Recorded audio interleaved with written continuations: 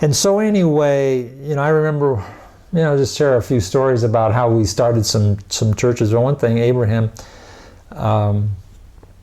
there was a town we were going to called San Rafael. I remember that town. And they were weavers of blankets. Yeah, they made blankets there, and by hand. It's a handicraft that they do here in Tlaxcala. And anyway, so they I believe they had written into the same Bible broadcast. I went there a little bit later, a few years later, I think, is when it wasn't one of the first places. And we would go in a bedroom and have I think I have a picture that we'll show and put up here on the screen so people can see it. But in a bedroom, and they had on their wall was a very typical Catholic idols that were up there. And I would usually stand in front of this altar and share the gospel with them. I remember one day I was just wanting them to take that down, and they didn't do it. I think one day I took my camera and said, "Hey, I want to take your picture." And I said, "Well, stand up here in front of this altar," because I really wanted a picture of the altar more than I wanted a picture of them. And so anyway, I think Abraham came. He went out there with me one time, and he had a message about idolatry. And that was the last time we had a service there. I think we went a number of times, and they were always busy, and they couldn't do it.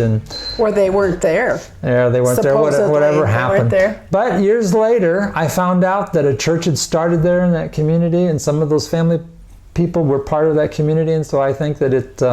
part of that church, right? Yeah, actually, the church was built, I think, on some of that foundation that Bill laid. Yeah, so anyway, a lot of those kinds of things happen, is that we worked and we maybe not found success, but then years later you found out, a church started there, so it's kind of a nice thing, that you planted and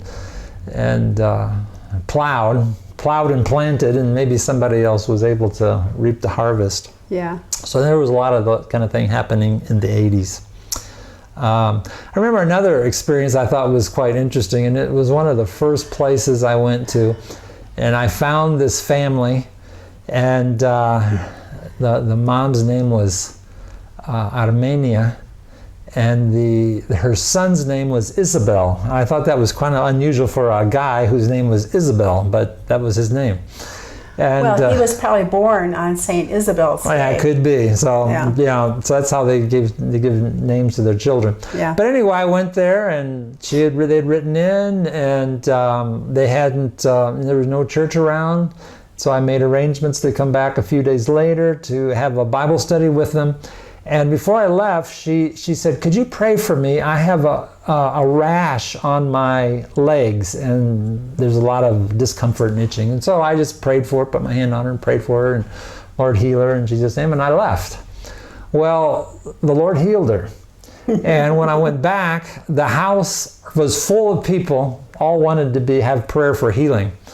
And so anyway, it was kind of an interesting start. And so that was a place that we went to probably 10 years or more that we went and visited that community. Several years, yeah.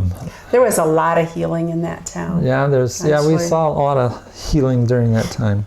There's another town that it really wasn't a contact from the Bible broadcast, but it was a place that we went with tracts and different kinds of things, and I remember Abraham and I think Ted Sauer. We went there and we found a guy, and we were showing movies. Paul Kohler came and kind of taught me how to do film campaigns, and I had a projector and we had movies, and it was a way that we were able to evangelize with these gospel film campaigns. And so we found someone who said, "Yeah, you can come here and show movies," and so we did it. People came, we preached, and I think it was pretty good. And so we're going to do it again the next night. And so we went, but he didn't want to do it anymore and closed us down. But I don't know, a few years went by. I'm not sure how much time. Ted Sauer, who was one of our trainees at the time, he went there to that community, and I think he was by himself, and he was knocking on doors with tracts, and he found a home that was, that had been prepared by the Lord to receive his message. And so they invited him in, and some crises had happened in that family not too long before that. And so anyway, it was like fertile ground. Yeah. And so we started to have services in that community. Ted was the one that was in charge of it for the first, I think, year before he moved on to another place in Mexico. But it was a small group of family members that met around a table. And they experienced lots of persecution and lots of difficult times in that community. Even the children in school. Yeah, right? the children in school, and things happen, that made life difficult for them. But they remained faithful. And I can remember there was this, even kind of like, you guys, how you doing, And I was just kind of amazed at their faithfulness. Remember when you put up the tent? Oh, yeah, I was going to tell you, there were several times. We had a tent that we had use of, and in different towns we set up this tent, and we would have services and show movies and have a gospel musical group come, and those kinds of things. And we did that several times in that town, and no one would ever come. But I think the closest we got were people throwing rocks on the top of the tent, and it was a tough start. Yeah. But they were faithful for a number of years, and then things began to change, and they have a pastor, they have a building, they have really a very lively, wonderful group of people. The pastor's daughter just finished 4 years of seminary in Pachuca, which is a great thing. Yeah, it's really exciting to see a young person that's that much on fire for the Lord, and her parents and the church so supportive of her that she was able to go away 2 or 3 hours from home and go to school for 4 years just to study the Word and prepare for ministry. So we're really proud of her. Her name is Rosie. Yeah, and then you could tell another story about here in Apizaco. I think we were here for like 4 years. I think it was in 1984 when we decided we were going to do something here in this town where we live. We had been going out to other communities. But we said, okay, here in Apizaco we're going to do something. First thing we did was we were having a little Bible study with a couple of people. Remember the neighbors? No, the butcher, the guy in the butcher. Oh, yeah. And his dad, Lupe. His name, Lupe I can't and remember. Sergio. Sergio was his name, yeah. Yeah. And so anyway, we were having these little Bible studies with him. But we decided that we were going to rent a place. We rented the Lions Club that had a building. And we got it for, I think, 3 or 4 nights. And we were going to show movies. And we called it a campaign against drug addiction to kind of hide the gospel part of it. And otherwise they wouldn't rent to you, right? Right, exactly. In fact, they really gave it, loaned it to us, not really even, I don't think we even paid for it. But anyway, we did it for 2 nighs, and the 3rd night they closed us down. They said, "This, you're preaching the gospel here, we don't want any of that," and they closed us down. And then, like a year later after that, we decided to put up the tent. We got an empty lot that was in the fairly... Pretty pretty central location, not downtown, but not too far out. And it was real close to the market. Yeah, it was close to the market. So it was close. And so we invited some musical people to come, and we had our movies, and we passed out flyers all over the community, and put up a big sign. I might even got on the radio, street. even I think, to give a. Remember, we put up that big sign. Yeah, we put up a big sign across the street. We call went it around the streets with the loudspeaker. Remember that? And Howard Cordell came and visited us. And so anyway, I remember Howard, he would stand on the sidewalk and say, I don't remember exactly what he said, but he learned a little Spanish, invited people to come in, and he was really great doing that.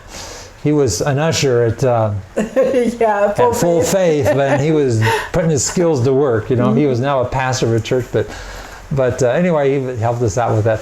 And then, but anyway, we decided every night we're going to have services there until something gets started. And we had a nice group to start with, and then the group got littler and littler and littler and littler until we had this little handful of people that we were working with. And Nur Chavela, our neighbor, was one of them who's still part of the church today. Faithful too. And another couple, another family that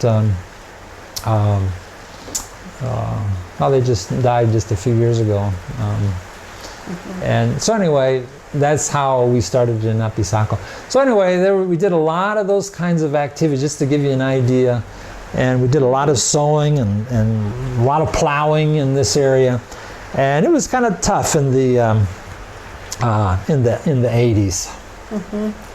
You know, one time, well, I think it was when we had been here about 10 years in Apisaco, and I asked the question, okay, 10 years of being faithful, where's the fruit?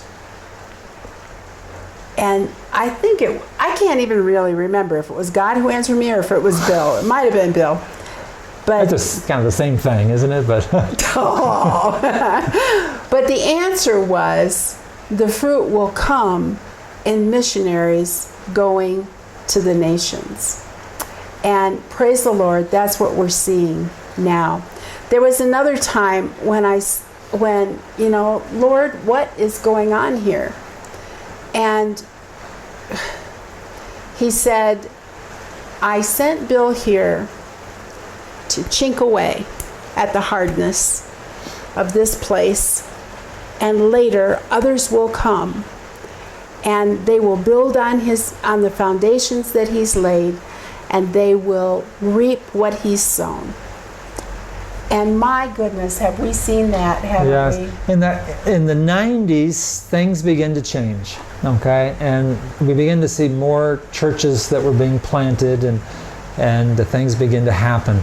And really, now it's 40 years later, and in one sense, there's churches everywhere. I think there's probably a lot of communities that maybe don't have congregations. I'm sure there are. But to me, I feel like when we came, it was like there's very few churches, very few communities that have churches. There was even some of the towns like Plasco and Huamantla and Santana that there was no church there that we really knew about. And those were larger towns. And those were larger towns. But today, there's churches everywhere. And no one really knows how many churches or groups of Christians are meeting here in Apisaco, let alone the state of Tlaxcala, right? Right. And I can remember at times when to walk from here to where we have our church. I could walk there in 10 minutes, but I think the churches may have moved now. But there was like 2 or 3 churches that I'd pass on the way to get there. And even while we're in our service, we can hear people on the other street singing. I think they maybe start an hour later than us, because when I'm preaching, they're singing. Yeah. we can hear some singing out there. I'm not even sure where exactly they meet. But anyway, things changed, and so we were pleased that we had the privilege of plowing and sowing in what was a difficult place. And now there's really a lot of fruit that's coming into this